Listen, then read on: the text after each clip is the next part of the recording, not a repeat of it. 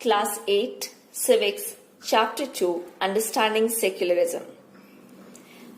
Inside this, the first topic we're doing discussion about, for example, you are moving towards any United States country, United States of America. अगर आप वहां पे चाहते हैं, वहां पे अगर आपको एक क्वार्टर लेना है, आपको एक घर लेना है रेंट पर, तो कोई भी इंसान अगर आपको देने के लिए तैयार नहीं हो, क्योंकि आपका जो रिलीजन है वो क्रिश्चियनिटी से बिलोंग नहीं करता, वहां पे जितने भी लोग हैं वहां पे क्रिश्चियनिटी का जो पीपल का कम्युनिटी है वो बहुत पावरफुल है, तो वो किसी और भी रिलीजन को उसमें एंटर करने नहीं देते। तो इन केस अगर ऐसा हुआ तो आप क्या करोगे? आपको गुस्सा तो बहुत आएगा, आपको लगेगा कि आपको इंडिया रिटर्न आ जाना चाहिए। अदरवाइज क्या आप सोच सकते हो? आप ये कह सकते हो उन्हें कि हम लोग तो वैसे ही ट्रीट करते हैं जैसे हम हिंदू और मुस्लिम लोगों को ट्रीट करते हैं अपनी कंट्री में, उनकी मेजोरिटी ज्यादा है लेकिन फिर भी हम एक दूसरे को इक्वल ट्रीट करते हैं। या फिर तुम ये भी कह सकते हो यहाँ पे जस्टिस फॉर ऑल होना चाहिए, सबको इक्वल राइट होनी चाहिए। तो इस तरह का जो कॉन्सेप्ट होता है वो हम इस चैप्टर में डिस्कस करने जा रहे हैं। अगर हम पूरा सोशल हिस्ट्री देखें पूरी कंट्री का, तो उसमें अगर एक सबसे इंपॉर्टेंट हिस्ट्री जो है वो हिटलर का है, जो कि जर्मनी का था। और वहां पे उसने क्या किया, जितने भी ज्यूज लोग थे उनको मरवा दिया, बहुत सारे मिलियंस ऑफ पीपल को उसने मरवाया। तो वो उसको बहुत हेट करता था ज्यूज पीपल को। तो यहाँ पे जो टॉपिक है वो इसी पे रिलेटेड है कि ये सिर्फ सेक्युलरिज्म जो है वो सिर्फ एक प्लेस पे नहीं, हर जगह देखने को मिलती है कि किस तरह से लोग जो है वो एक दूसरे को रिलीजन के अकॉर्डिंग एक दूसरे को हेट करते आए हैं। और वही प्रॉब्लम अभी ज्यू स्टेट का है जो कि इजराइल में है। वहां के लोग जो है वो मुस्लिम और क्रिश्चियनिटी, जहां पे उनकी संख्या कम है, मुस्लिम और क्रिश्चियनिटी की संख्या इजराइल में कम है, तो उन लोगों के साथ बैडली बिहेव करते हैं क्योंकि उन्हें जर्मनी का इंसिडेंट याद है, इसलिए। दूसरा, इन सऊदी अरेबिया की अगर हम बात करें तो वहां पे जो नॉन मुस्लिम्स है उनको ये अलाउ नहीं है कि वो टेम्पल या चर्च ऐसा कुछ भी बनाए।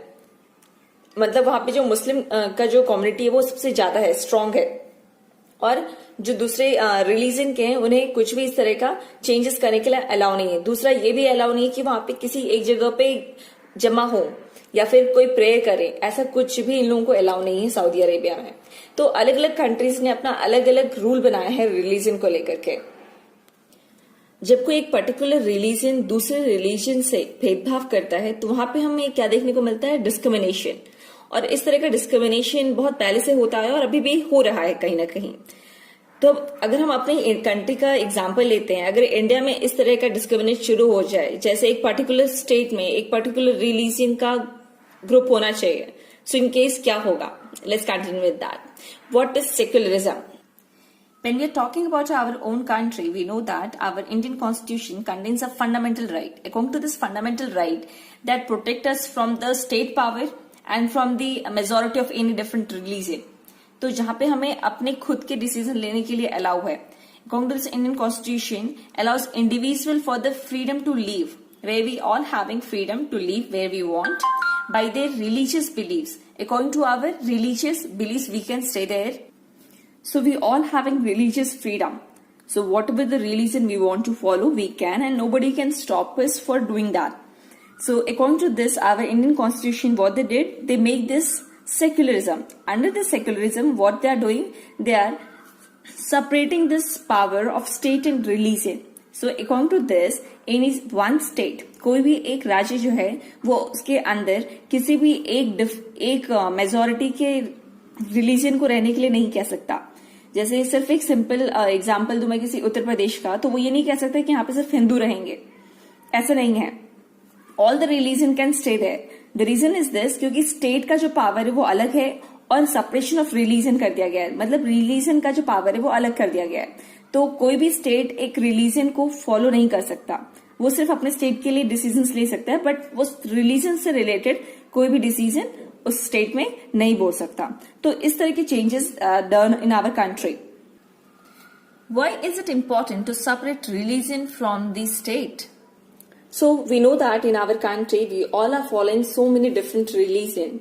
If that separation of religion and the power of the state should not be separated, in that case जितने भी स्टेट हैं अगर वो किसी भी इन कंडीशन अगर वो किसी एक रिलीजन को फॉलो करते हैं, इन दैट केस वहां पे जितने भी डिफरेंट वाले जो दूसरे कास्ट के जो और डिफरेंट रिलीजन के जो लोग हैं उनके साथ डिस्क्रिमिनेशन होने लगेगा। हो सकता है जो लोगों की मेजोरिटी ज्यादा है वो लोग उन लोगों को मारने लगे या उनसे लड़ाई करने लगे, तो इस तरह से फिर प्रॉब्लम और देश में बढ़ने लगेगी। तो इस तरह के लड़ाई झगड़े ना हो, इसलिए हमारे देश ने क्या किया है, उन्होंने इस तरह के कानून को बनाया है जहां पे उन्होंने सेपरेट किया है रिलीजन को स्टेट से, जहां स्टेट अलग है और उसका रिलीजन जो है वो कम्युनिटी को अलग किया है, to just stop the violation of the fundamental rights. And that can be the result of one reason why it is important to separate the state and the religion of democratic society. इसलिए इस violation को कम करने के लिए, हमारे fundamental rights को continue रखने के लिए इस तरह के इंपॉर्टेंट है कि इस तरह का रिजल्ट इसलिए बनाया गया है इस हमारे कंट्री में, इसलिए जो रिलीजन है उसको स्टेट से अलग किया गया है, सेपरेट किया गया है। And of untouchability which was there, where inside this Hindu religion where they were not allowed to touch the lower caste people. So these type of problem cannot be solved if we are not doing separation of this power, and that's the reason this all were much more important. So this Hinduism, and to just stop this all discrimination those who were doing on that time in the past, so it's very important to just separate the religion from the state.